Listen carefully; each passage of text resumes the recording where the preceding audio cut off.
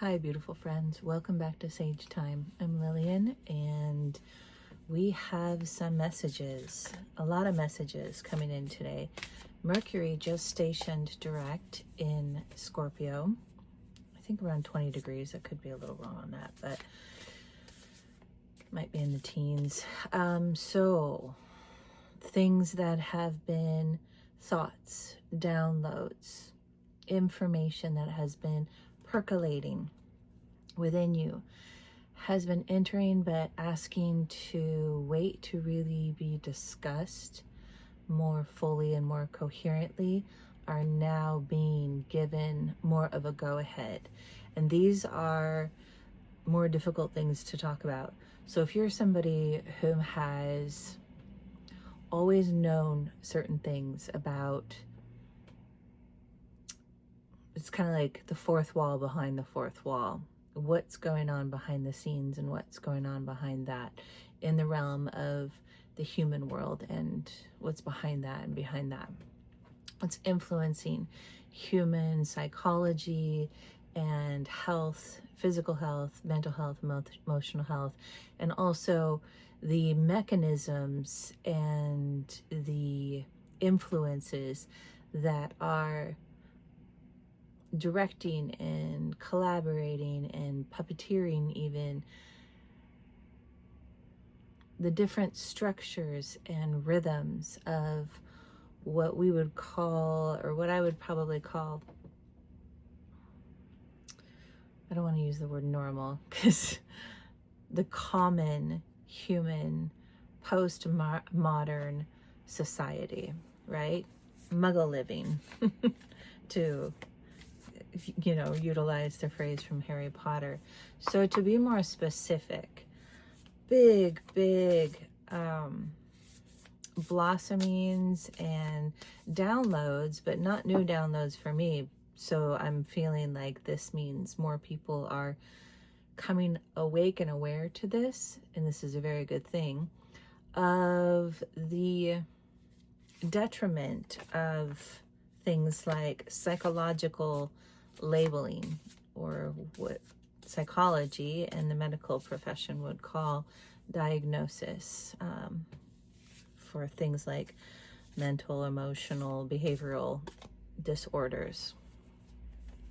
Now, I don't want to say that everything that is categorized and labeled with a name is entirely incorrect. We're not throwing the whole thing out. What I am saying is that the guides and the energies are very clear that it is time to break down the narrative and the paradigm structures that define individuals, especially individuals that are categorized and marginalized into or marginalized into categories that there's that resistance because it does not want to be revealed. One moment, please.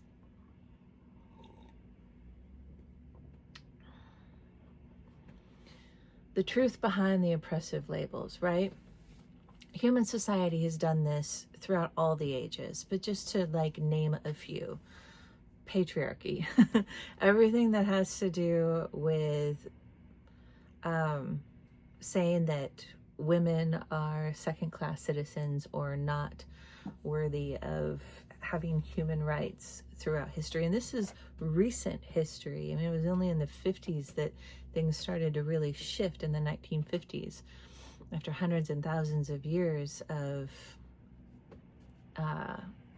women being treated as less than human.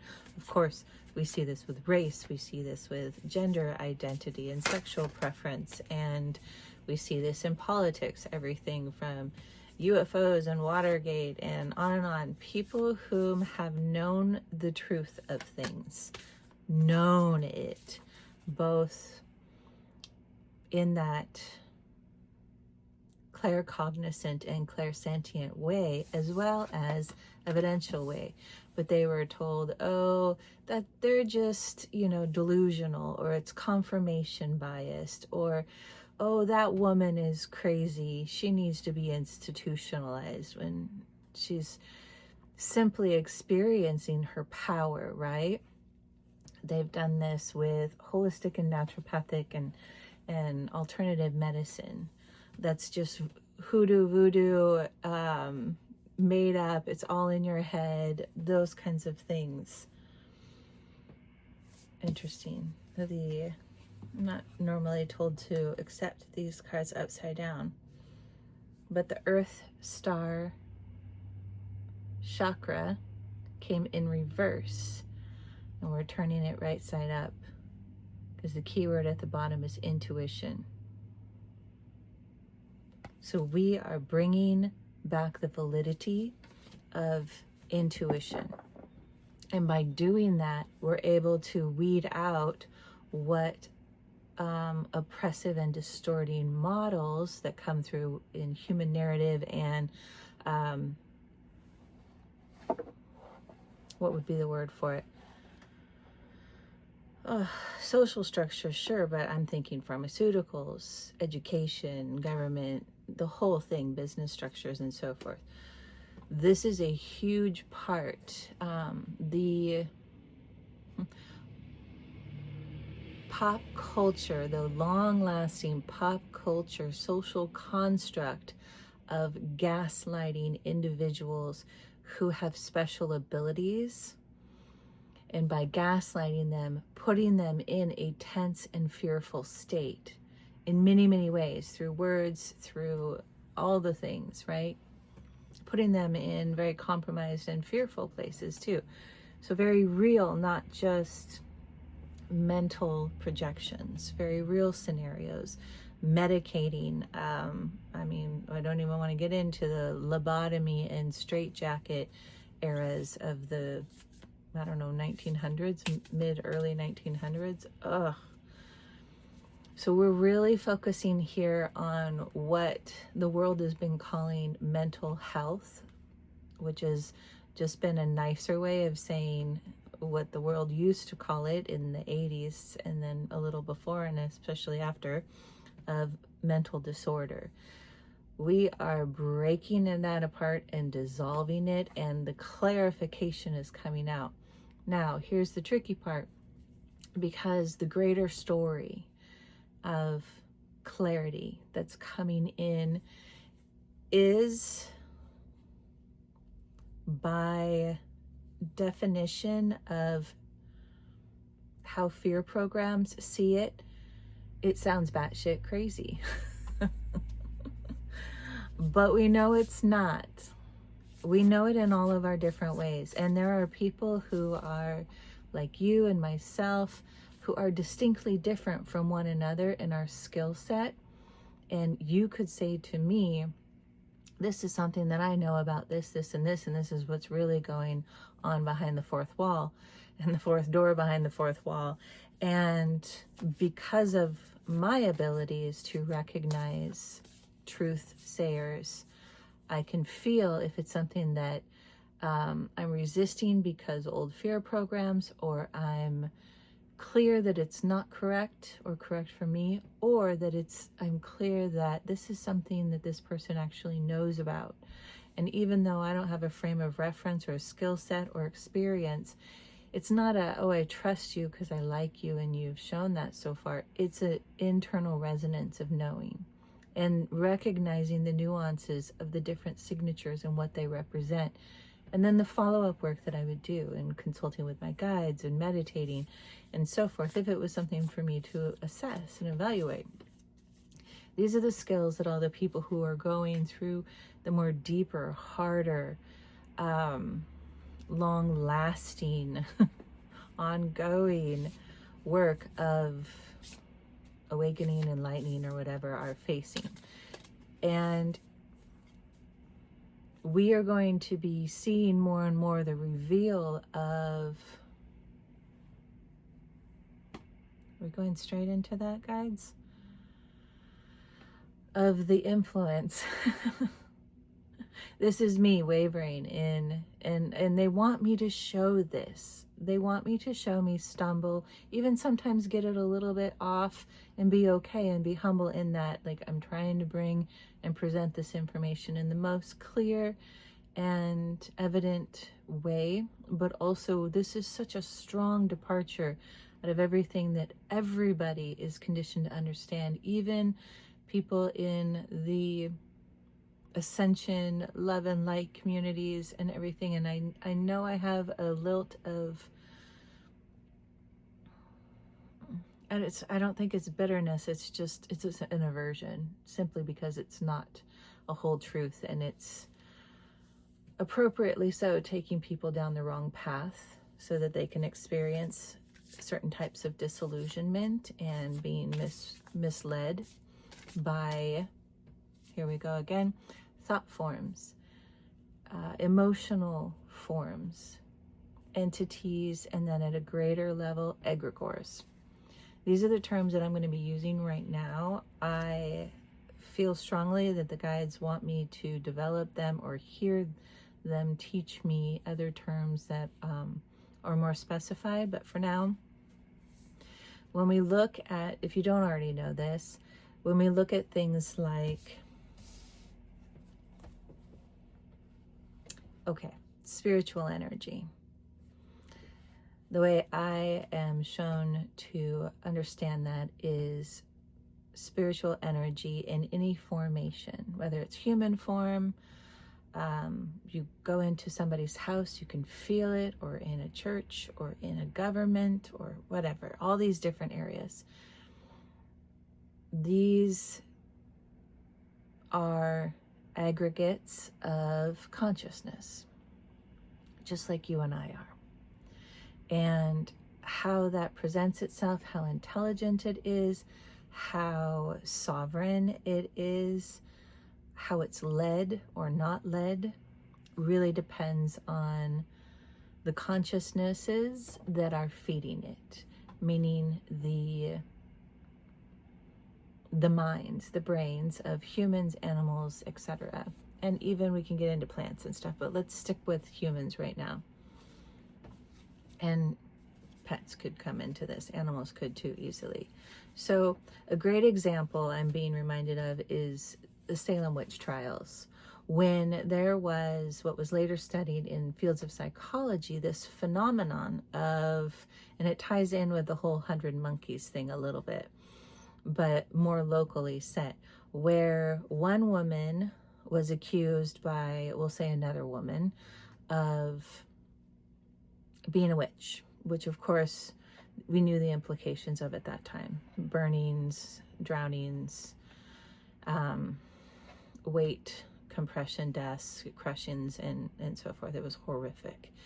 And it was all not only based out of fear and that was propagated by the religions, it was a reveled way of humans to participate in thought forms, emotion forms, which were actually entities. And this one, for a long time, was an egregore, and still is, but it dissipated over time.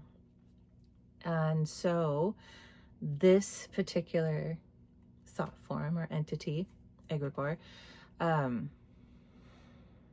want to make sure I'm not getting riled up because I'm feeling the energies of the wounds and the harms and the hurts imposed upon women by other women, not just by the church and not just by the men, that were untethered and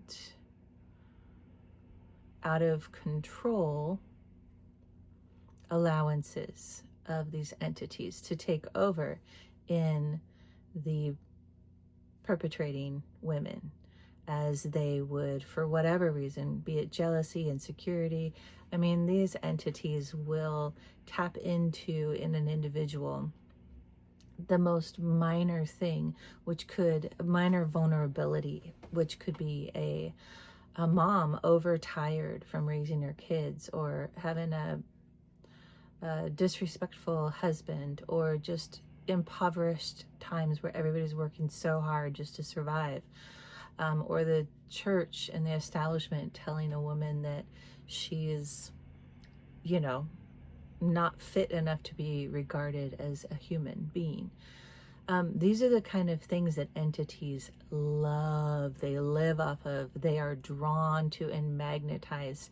And the less refined an entity is, it's an impulse. It's like a lizard brain. It just goes to it and it feeds off of wounds, vulnerability, exhaustion, anger, vindictiveness, resentments, all of those things. And so one person starts a story, or maybe it was a husband who cheated on his wife with a woman and he didn't want to get caught, so he called his mistress a witch to have her gotten rid of. These are the kinds of things.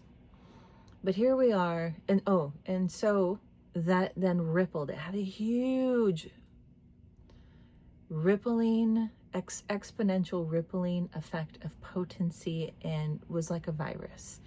And so woman after woman, pretty soon everybody was accusing everybody of being a witch, practically. And when in fact the ones who were doing the accusing were most often or entirely being influenced and infiltrated, if not even possessed, by aspects of this egregore or entity. And everybody's suffering for it except the entities. They're feeding and growing and spreading beyond Salem, of course, you know, but there was a strong concentration of it there. So this can be seen so many times. There are examples I want to give that I can just feel would be too historically painful upheavaling right now. But let's fast forward to today.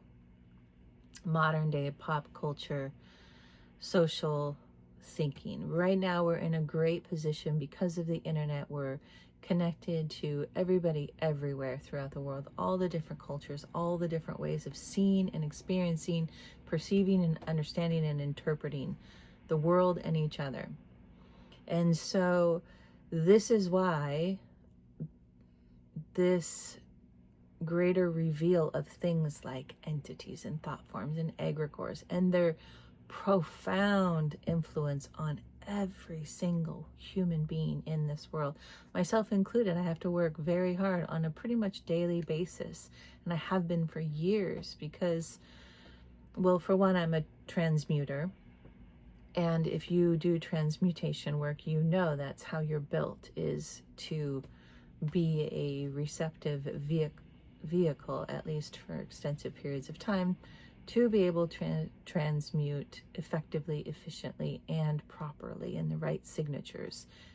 And by right, I mean transmuting these thought forms and so forth and entities into something that serves the world as a whole. And it's not, strictly speaking, oh, it's all love and gushy and wonderful. It's balance. It's what is in a place of presence and sovereign choice without having the influence of lateral psychic, influences. So where do we want to go with this? There was another card that came out. It's the healing card. And this is what we're doing. And this is actually a quite beautiful card right now. If you'd like to take a snapshot or a screenshot, crop it and spend some time with it.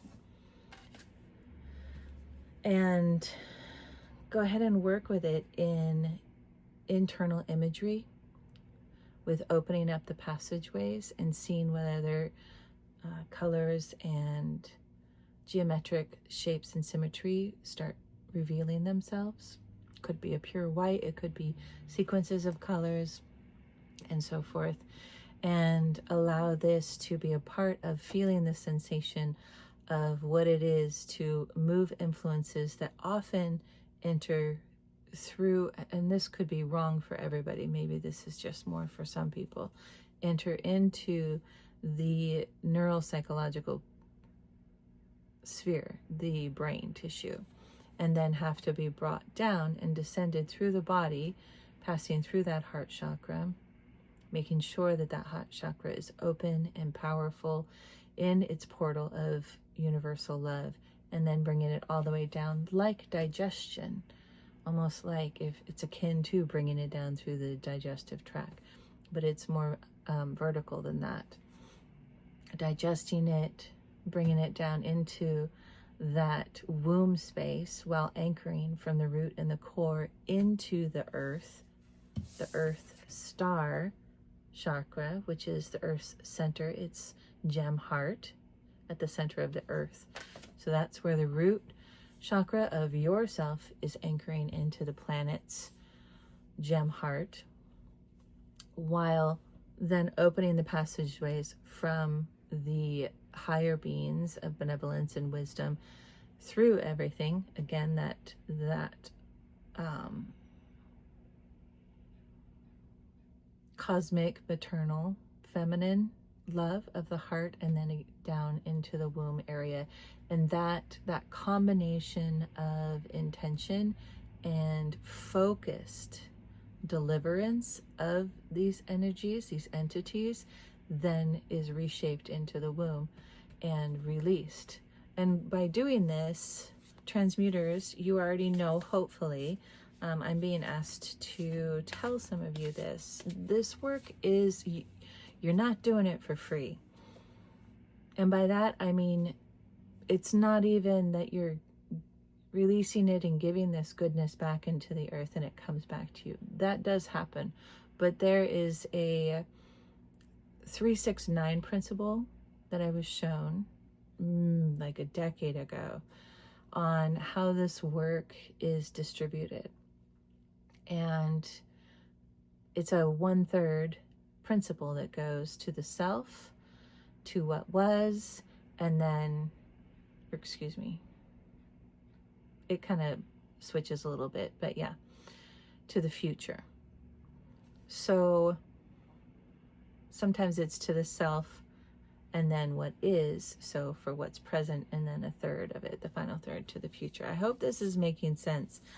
I am being asked to speak about things that I have been discussing with my guides and ascended masters, as well as various star beings for a long time, and they have been repetitive in this knowledge and information, including some of the dialect, for quite frankly decades of my life. I told you before, I believe I mentioned I started this receiving downloads in audible languages from around the cosmos, and simply understanding these languages around the age of 6, 7, 8, 9.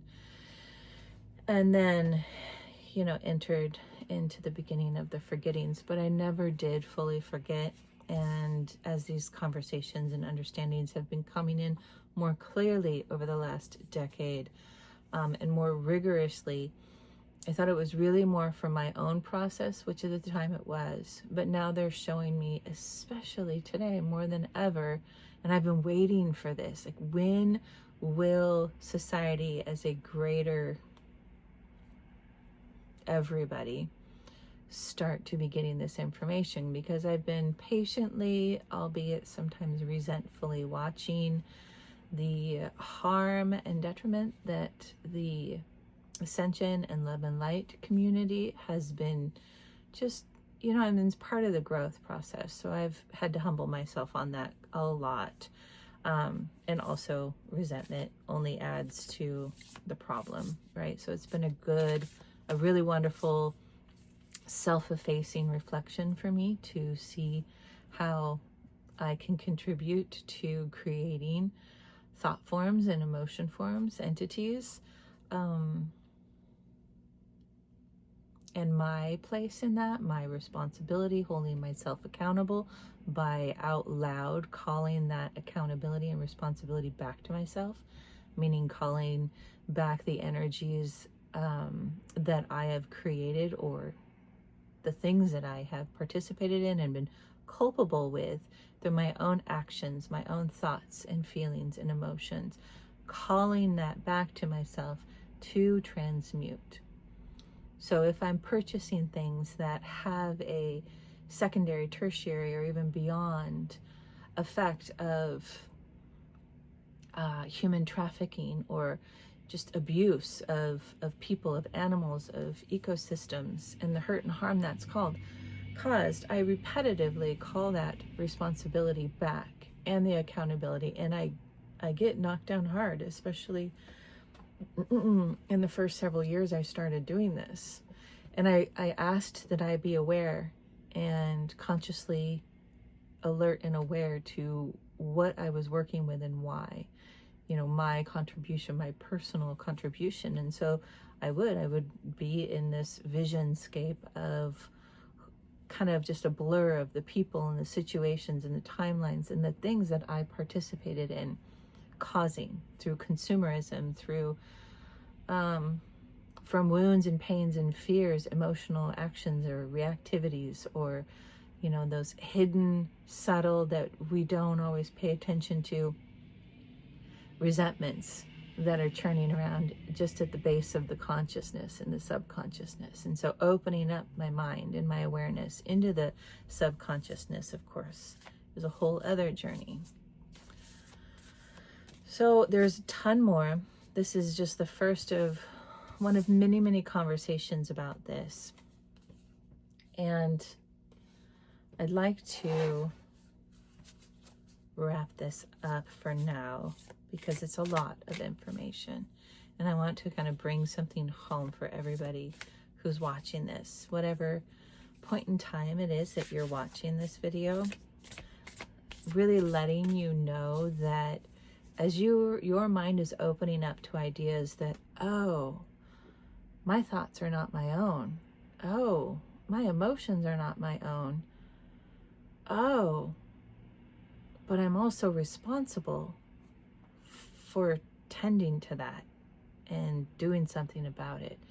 And I am no longer participating in the social pop culture construct of gaslighting and telling me I should feel ashamed or wrong or just choose to feel better or choose to think better, because you know what? Yes, choose that, but it doesn't mean it's going to happen right away, especially if you're somebody who's in the midst of processing trauma, processing wounds, CPSD and PTSD, of course, too, but CPSD creates neurological tracks that cannot be undone by just a few days or months or even years of sometimes of constant choosing new thoughts, and yet we still have to do it. And also, when we know or feel people are shaming us or thinking we're less than or little of little strength or whatever, because we're not able to just flip the switch and dissociate like they do and enter the zombie mindset, the zombie culture of humanity. When we feel the shame and belittling or negligence and total disregard or labeling with this psychosis or that psychosis and what that represents in our culture of old and outdated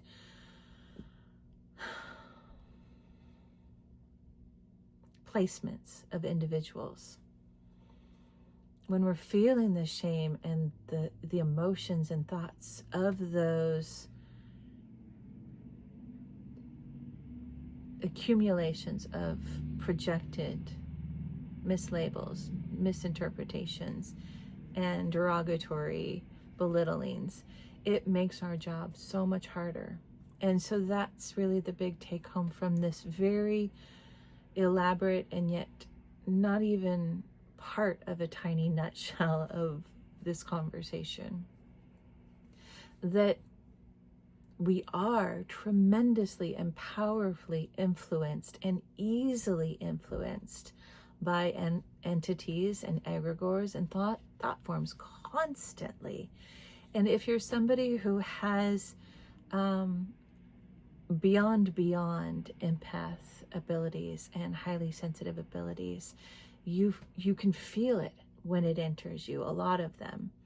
And they don't always, sometimes they hit with this kind of like gut or chest or head, body like punch. And sometimes they are more insidious than that. And they come in like, I don't know, a cold beer on a hot day. It's like, oh, that feels good. And then it's a total switch in bait, and you get backslapped later on internally by having these mental thoughts and feelings that look like self-sabotage, but they're not.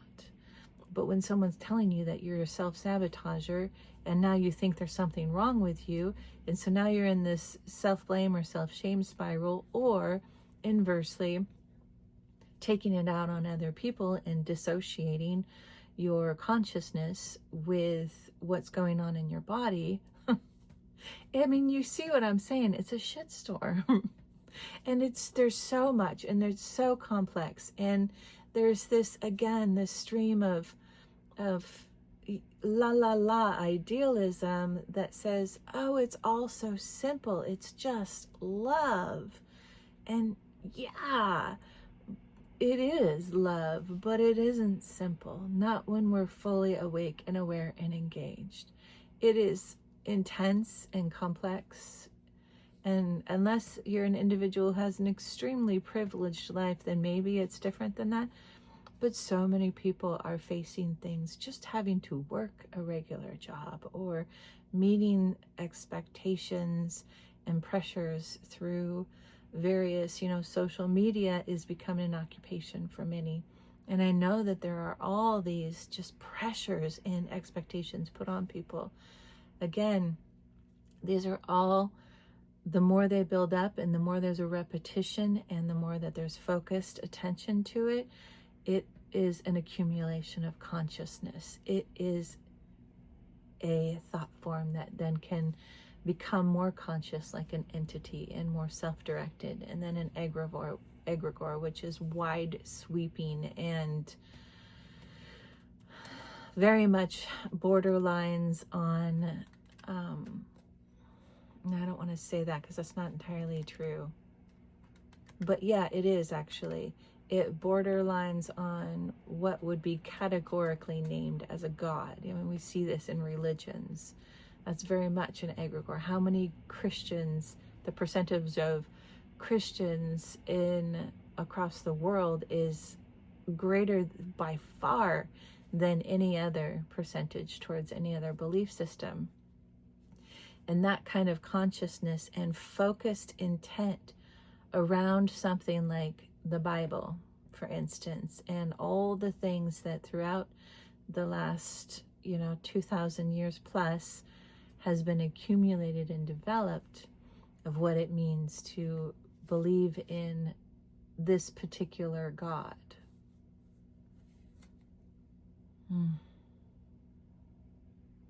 That is how these kinds of powers, entities, become powerful and become more self-aware, self-preserving, and self-directing. And when you start combining those types of things, yeah, it starts walking and talking like what we would call a god. And who's to say it doesn't become one? That's one of the ways, in a way. There's definitely a glass ceiling to that level of development because there's no ascension. So this is a lot for me to share, and I really appreciate if you're still here and listening and you're maintaining an open mind and a loving heart. Thank you for that. If this is something that you have been having your own thoughts, downloads, conversations with spirit about, just awarenesses and lifelong epiphanies that this world is backwards and inside out in pretty much all the ways, but afraid to speak about it, or just not willing to speak about it because you know what it comes with and it's not worth it, because it wasn't really. I mean, the punishment and the persecution that comes with it up until recent history in the last decade, I would say, it was horrific. And it still can be and is. The egregore that feeds off of the actions of the pharmaceutical industry has an immense power of consciousness invested into it, and it is weakening a bit, but it hasn't been breaking down, not enough yet. And so this coming era, over the coming years, I'm hearing 2030 in up to, or in, you know, that's kind of the benchmark of arrival, is, so the next 5 years is going to be both an intense and challenging and profoundly liberating time of the mystic, and everything that means. The mage, the shaman, the priestess, the priest, all these things. And I expect that most of those words that I just used will have their own new names to dissolve what was attached to those old titles, at least to some degree. Yep, definitely. And I think they just want to keep sharing and sharing. Nope, that's it. Good. And I guess we're not getting a card from the ancient stones, but something wants to come out. Do we want to try the angel deck? Just as a thank you for being here, and departure card, something to support you, to meditate with, to internally visualize if you have that capacity, and if not, to have the intention of internally visualizing. We do have some wonderful alignments happening right now astrologically, so the energies are going to be supporting that. And we'll keep talking about this. I know this wasn't our regular tarot or transformation. Well, it's transformation. Okay. So, rising inner strength is the angelic imagery coming through. And yeah, and the potency of energy coming through with it. So go ahead and take a screenshot of that. Crop it, frame it correctly for yourself, and spend some time with it. I'll put it in the thumbnail too.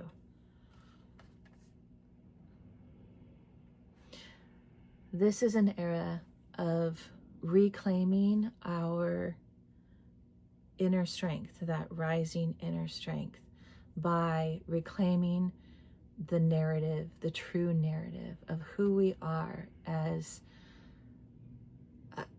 very gifted and aware and accountable individuals, self-proclaiming accountability, self-proclaiming holistic integrity, meaning we take responsibility and accountability and we verbalize it to the universe, to source all, that we ourselves hold ourselves responsible and accountable for our choices.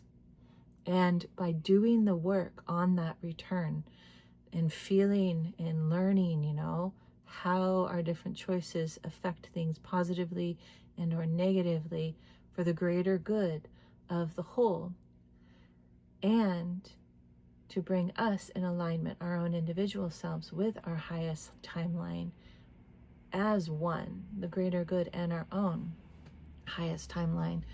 That rigor that we'll be continuing to experience by claiming our power back, by claiming responsibility for the things that we actually did, not for the accusations, labeling, diagnoses, just projections from other people of shaming and blaming. We are not taking responsibility for that anymore. Those are incorrect, and in fact, they are a distraction technique to keep us from taking accountability for our actual mistakes. And when we do that, we get strong and we get powerful. We become empowered.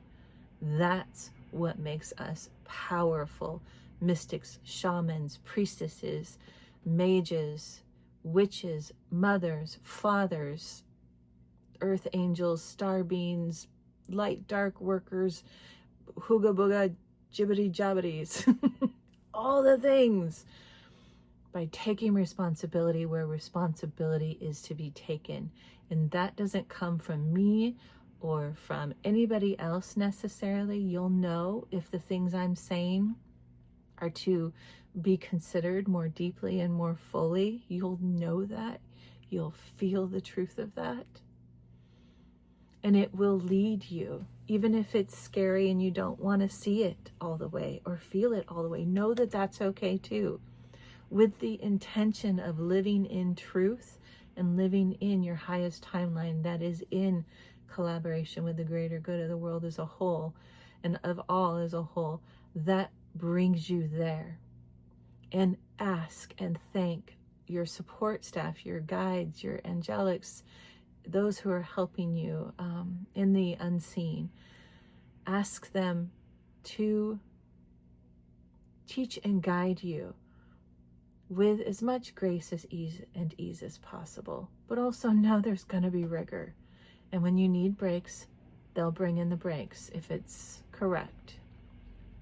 And when you've finished a stage or a step, they don't want to, if you're halfway up a step and you're saying, I want to break, that means you'd fall all the way back down. They're often going to say, keep pushing, keep pushing. They're your coaches. You are in training for the, not the gold medal, the platinum medal of your refined gifts and talents. And I see you, I feel you. And I do want to mention, I meant to mention this at the beginning. There are one or two of you, maybe more, here that have been watching these videos that have been holding me and my messages in a beautiful space of clarity and sight of truth. And I want you to know that I feel it, I see it, and I know it. I feel you and I see you, and I'm grateful for you. And as always, I reciprocate lovingly and truthfully and honorably. So with that, thank you, my friends, for being here with me today. And thank you as we continue this journey to explore and unfold and more accurately articulate and bring intricate detail to the greater narrative of who we are and who we are becoming as a world.